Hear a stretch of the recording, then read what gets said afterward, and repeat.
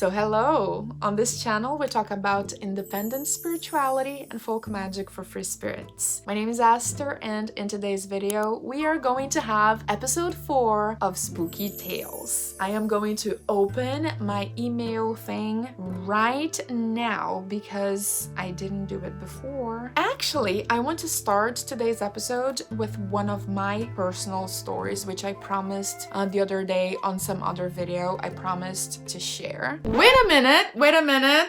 Before we start, let's take a minute to hear a word from today's sponsor, which is myself!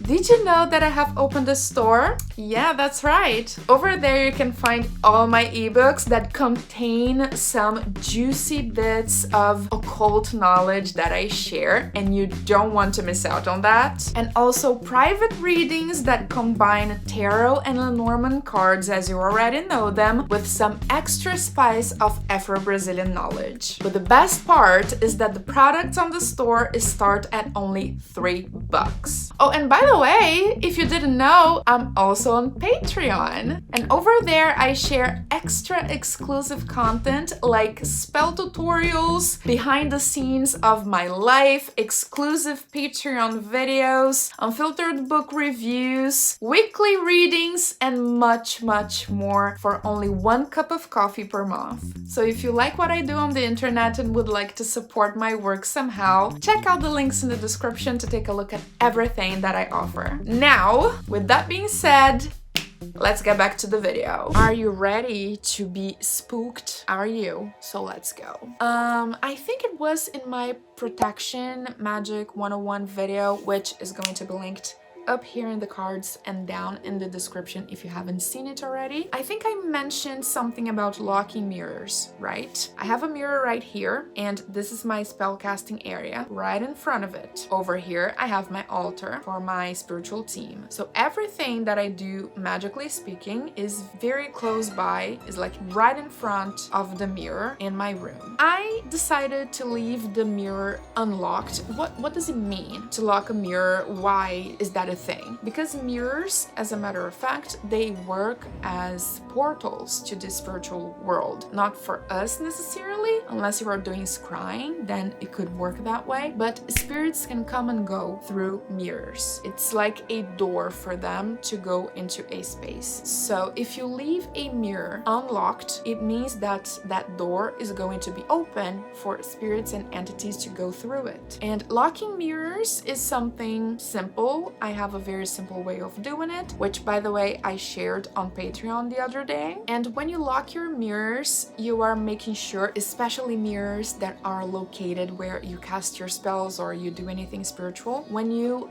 lock them, you are making sure that that area is not going to be bothered by anything uninvited. But out of curiosity, that thing that we witches like to do, fuck around and find out, I was in the mood for that. I decided to leave that mirror unlocked for some time to see what would happen. Okay, so one day I performed a certain spell for a certain intention that I'm not gonna share. I'm not gonna tell you, okay? Right in front of the mirror here in my spell casting area. I left this spell overnight on there to be discarded the next day. During that night though, I was awoken in the middle of the night. I don't know what time it was because I didn't check, but I was sleeping and I was awoken by a thrill, a very hard thrill all the way down my spine. I swear to God, I had never felt such a weird sensation in my entire life, and I could feel that there was something behind me because like this is my bed, I am sitting on my bed and I was laying down in that direction. There's a wall over here, so I was facing the wall and I could feel that there was something behind, and I was feeling that thing all the way on my back, and I was like, whoa, what the heck is that? And I was in that state in between sleeping and awaken, and I had a vision. I saw on the wall, like you know those ballerina things from music boxes when you open a music box and there's a ballerina dancing in the middle of it. I saw this huge shadow as a ballerina from a music box spinning. I saw like that shadow spinning on the wall, and that some kind of soft music playing, and I was like, excuse me? And that thrill on my back, and I was like, no, no, not here, not today, all right? No. So before that day, something else happened, but I'm gonna save that story for another time. With that ballerina thing going on, I decided to lock the mirror. So what did I do? It is important to be brave. If you are going to be dealing with the occult, you cannot be a sissy. You have to stand up for yourself and put clear limits, all right? So what did I do? I stood up, I left my bed, yes, even though I was afraid. I had to be brave. I had to allow my bravery to be stronger than my fear. So I stood up, I turned on a light that I have over here. I took some Palo Santo, I lit it real quick, and I smoked my room real quick, saying that like anything that was not invited has to go away now. Get out of here if you are not invited in. I put on my protection ring because I was not wearing it, by the way, and I locked my mirror. I did my thing to lock the mirror, and I went back to sleep, never to be bothered again. But that was such an interesting / frightening experience, which if I had that experience some years ago, oh, I don't think I would be able to handle it. I would be so scared. I would have been so scared because I cannot put into words how I felt during that moment with the thrill and like that shadow on the wall. I had the feeling that that was something trying to pretend that it was something else, that it was something soft and something that I could trust or whatever. You know, when spirits, they try to pretend and fake like they are something else. Yeah, I had that feeling, and it was just a nasty vibe. Yeah, it was really awful. And then sometime later, I asked my spiritual team about that occurrence, and they told me it was a non-human spirit that came in. But anyway, spirits, entities, whatever, even if they are scary, they don't have that much power if you don't give them the power. So first thing to do is to not be afraid, okay? You cannot be scared because fear kind of feeds those spirits. If you get scared, it's going to get stronger and it's going to dominate you. So just stand up, stand out, stand up for yourself, shoo them away with smoke, and you're gonna be fine. Now, let's get into the stories that were sent to me by you. So, it is very important. By the way, I forgot to mention, if you have some paranormal experience that you would like to share with us, especially considering that Halloween is coming and I would like to make a nice episode of Spooky Tales next month, don't hesitate to send your story to the email address appearing on the screen right now, asterperpetua@gmail.com. And it is very important that you use the word spooky on your email, because that's what I tap in the search bar of my email to find your stories, okay? If you write something else, I'm not gonna find your email, all right? So make sure to use the word spooky on your email telling your story, okay? So let's start with this one, not so spooky tale. Not so spooky, okay, I'm curious. Let's see, that's a long one, Here we go. Hello, Aster. Hello. Minha conterrânea. Ai, he's Brazilian. Daniel. Oi, tudo bom?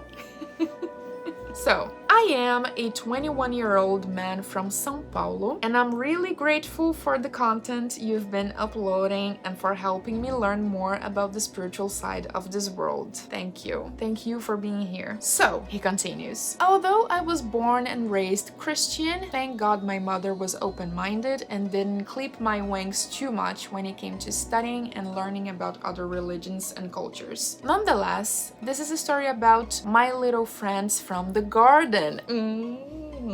This is starting very interesting. This seems very interesting to me. Okay. Yes, this is a story about fairies and gnomes. All right. Like Xuxa. Only Brazilians have that reference. Xuxa. Juan, please put an image here. Xuxa e os Duendes. You guys, Xuxa is this Brazilian, she used to be like a hostess of children TV shows in the 90s. I grew up watching Xuxa on TV, and at a certain point of her career, she made a movie. I think there's like 2, 3 of them, Xuxa and the Gnomes. So that's the background for everybody to understand what the heck is Xuxa. Yeah. He says, just like Xuxa, I've seen them, I've seen gnomes and fairies. So this is the fae folk. All right. The earliest encounter I've had with them was, wait, I need to drink some water to be able to read better. Let's go. The earliest encounter I've had with them was when I was 5 or 6, but I personally don't remember it. It's something my mom does. She said one night, while she was fast asleep, I woke her up to ask her, where did the little people with pointy hats go? Children, they do have something so psychic about them. I envy them. So his mother asked who I was referring to, and I said that for the past hour I had been playing with old-looking people, way shorter than me, wearing funny clothes and pointy hats. She didn't know what to say other than that it was probably a dream and that I should go back to sleep.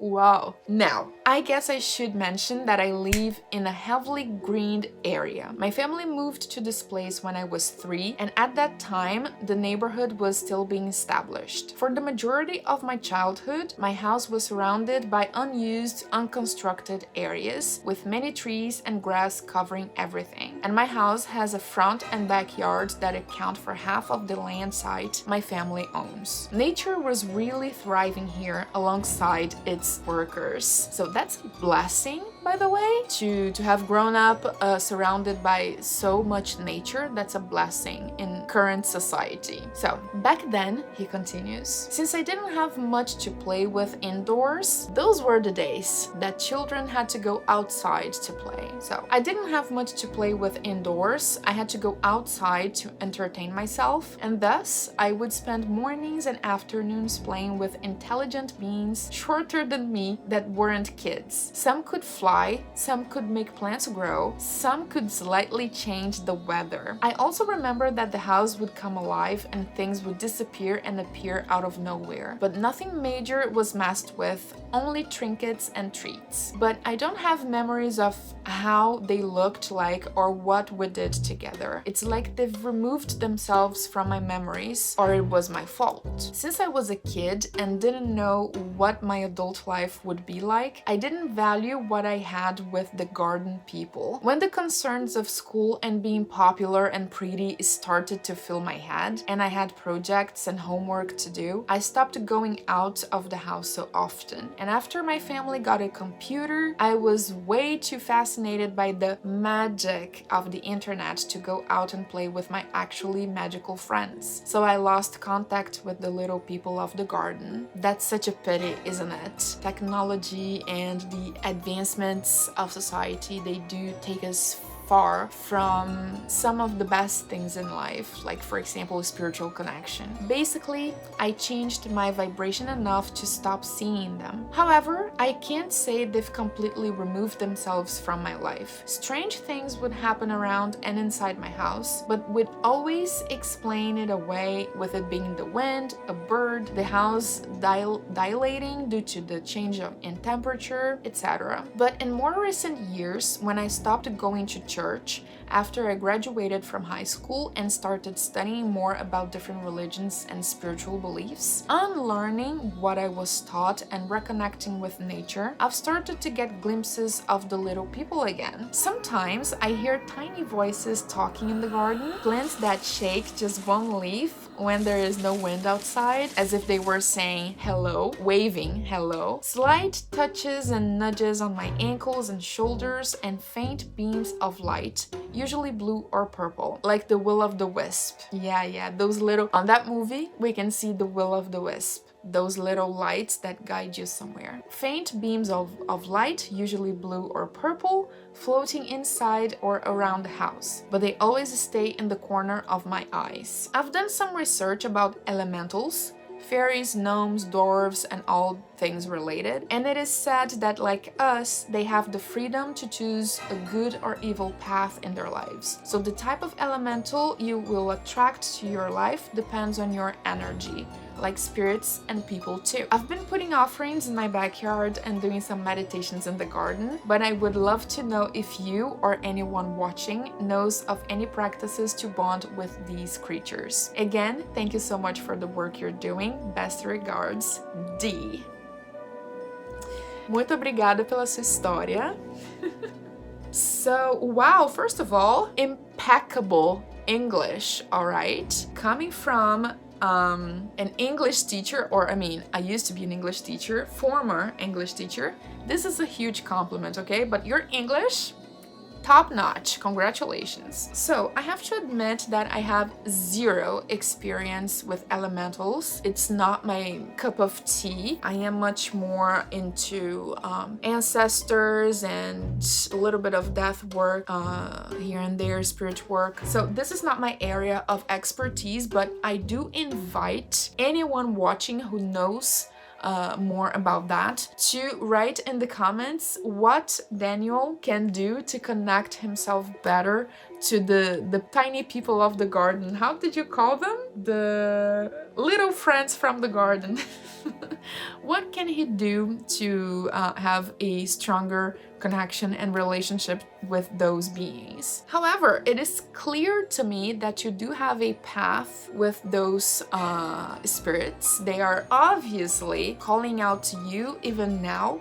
So this is the path that you should be following for sure, and I am very happy to see that you got back to it. Thank you so much for your story. It was really cute. It was cute. It was just like cozy. I loved it. Thank you. So let's check another story. All right, let's continue with the story sent by Julie. Hello. Hi. I have a spooky experience from a skeptical non-witch, me, in the case Julie, to share. She has a story to share, and she's skeptical and not a witch. Okay, let's see. I took a ghost tour at Gettysburg. Okay, a notable battleground in the American Civil War. Okay, cool. I mean, not cool for the people who were there, but interesting from a historical point of view. Interesting. I knew the tour guide, and she gave some friends and I a private, informal version of the tour. During our walk, she told us many of her experiences. Little did I know I would have an experience of my own that night.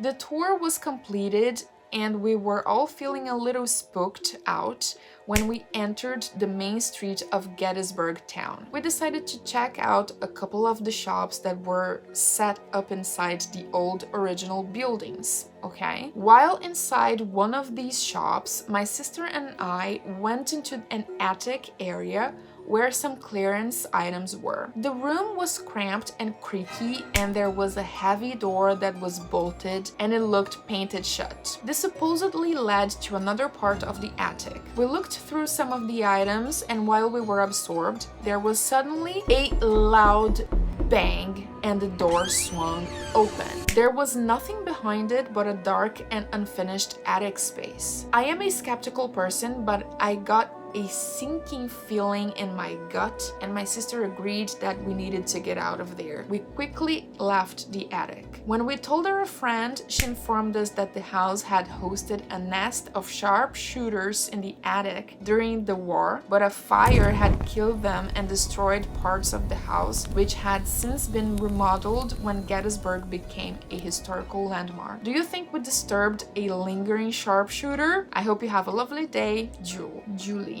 Well, that's an interesting one. Everywhere where something heavy has happened, there's some kind of energy that stays there. Especially when it comes to war. War is such a heavy thing, and I believe that it leaves such marks, not only on the living, but also on the people who pass away through the process of war. So definitely some of the sharpshooters are still there, and they could be a little bit bothered by the presence of people that they don't know. It happens often that the spirit passes away and they don't realize. So maybe those sharpshooters think they are still in the war and they are trying to defend their location. It could be, but it is very interesting to see when skeptical people send some kind of experience they had, because it puts into check like their beliefs that there's nothing else out there, because there is. And yeah, when you have that kind of feeling in your gut, like something is there and you should leave, darling, you can bet that something is there and you should leave. This is a very interesting experience for sure. Yeah, I do think that there was a sharpshooter, probably more than one, and they were trying to defend their grounds. They probably thought they were being invaded and taken over. So let's see. We're gonna continue with somebody who asked to not say their name. Okay, you are going to be Audrey. Alright, hi Aster, hope you are keeping well and enjoying the move into the autumn season. I know I am. Oh yeah, girl, I love fall. It is my favorite season. I am really looking forward to it. Okay, so she says, please don't use my name. Gotcha, Audrey. This story has been going on for years, since moving into my boyfriend's parents' house 15 years ago, and I would always wake up hearing someone say my name. Wait a minute, you've moved in with your parents? Wait, you've moved in with your boyfriend's parents, and it's been 15 years that you are living all together? How are you able to? I've had a similar experience that lasted like a year and I couldn't take it anymore. You deserve a medal, okay? You deserve a medal. So, you would wake up hearing someone say your name. Alright. Sometimes it was a gentle call, sometimes it was an angry shout if I fell asleep with the TV on, plus other things like books falling off shelves in the middle of the night and wings of my dragon statues being snapped off while at work. Everybody would be at work through the day, so yeah, there was no ways it was done by somebody else. For years, I thought it was his grandparents, as they all passed away in the room we slept in. What? This story gets better and better. First you move in with your boyfriend's family, and then you tell me you sleep in the room his grandparents passed away? Girl! This only gets better and better. Alright, okay, so you thought it was his grandparents' spirits. Alright, 10 years ago, we bought our own house. Alright, now we're talking.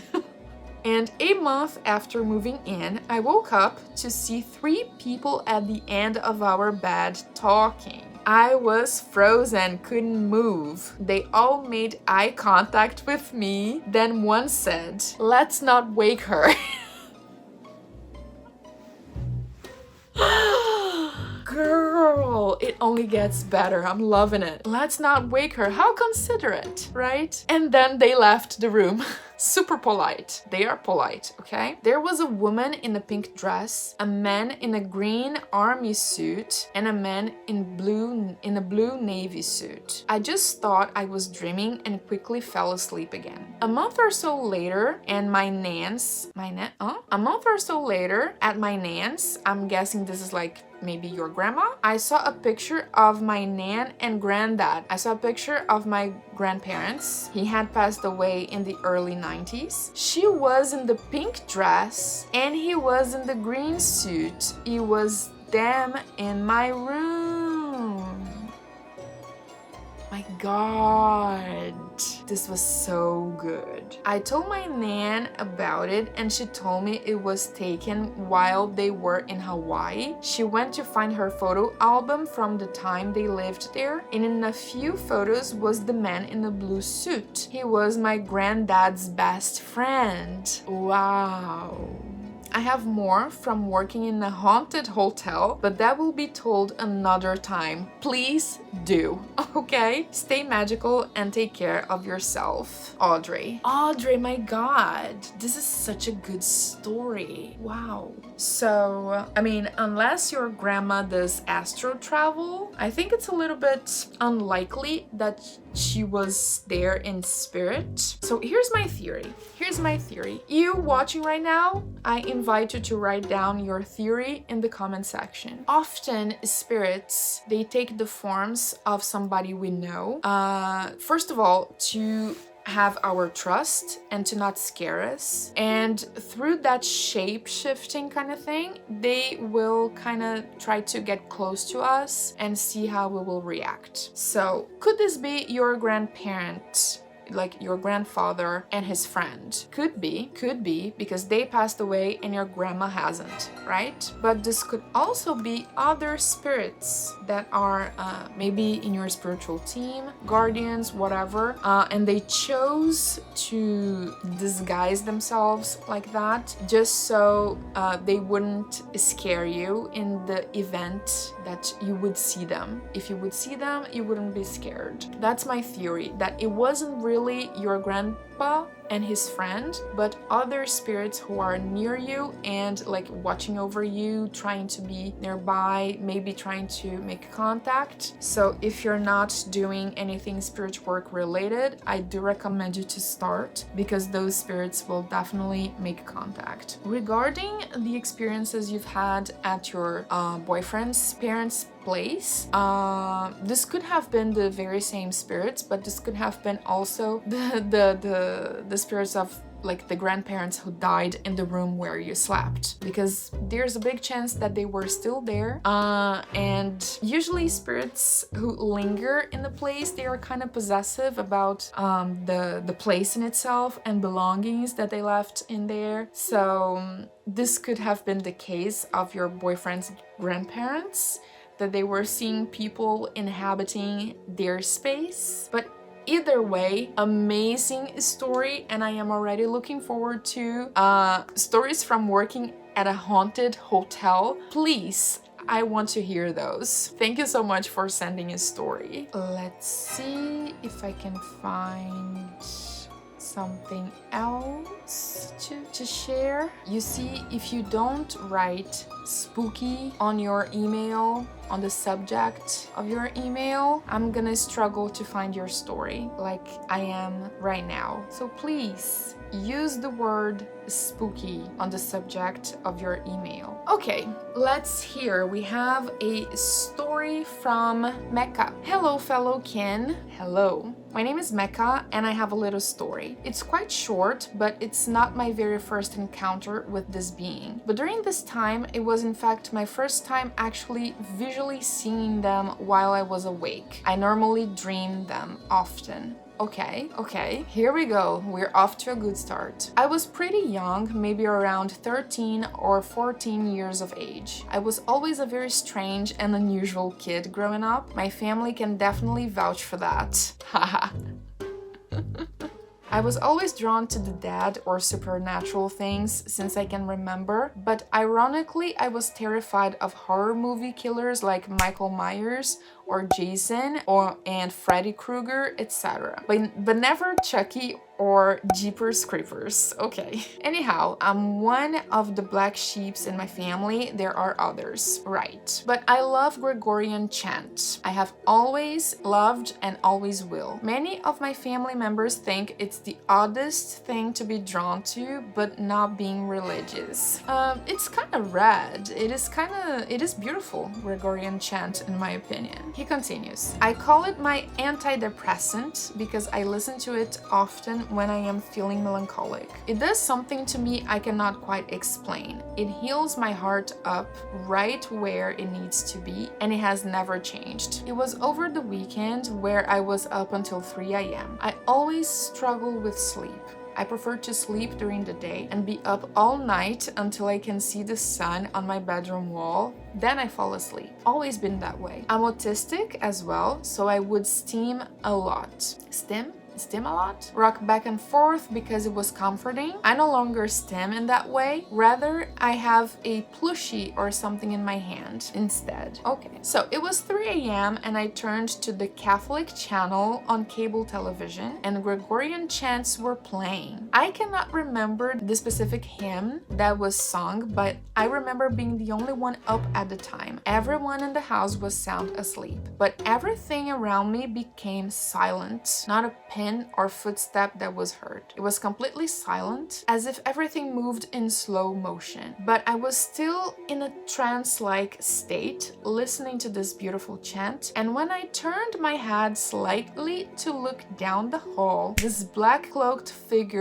appeared. It looked similar to the Reaper, but not quite. It was as if it had. Huh?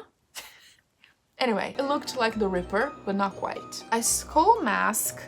He put a full stop in between, like in the middle of the sentence. So it was as if it had a skull mask on to cover whatever was behind the mask. It just stood there, curious even, making a study of me. I wasn't stuck in place, I was just in shock as to what I was seeing right before my eyes. It stood there for a good minute and I couldn't get my eyes off of it. I didn't know what to think or what to say. I closed my eyes and put my hands over my eyes in hopes it would go away. Eventually, it went away, but what I saw was something you could never possibly unsee. I know many would say I was hallucinating because I haven't slept, which I can understand why that would be someone's thought, but I've had similar experiences to this even when having a decent rest. Sometimes there's things of this world we are all too unfamiliar with. Not everything is always just what we see before us, but what we do not see until it reveals itself to us. Thank you so much for this story, Mecca. So 3 a.m. 3 a.m. is this kind of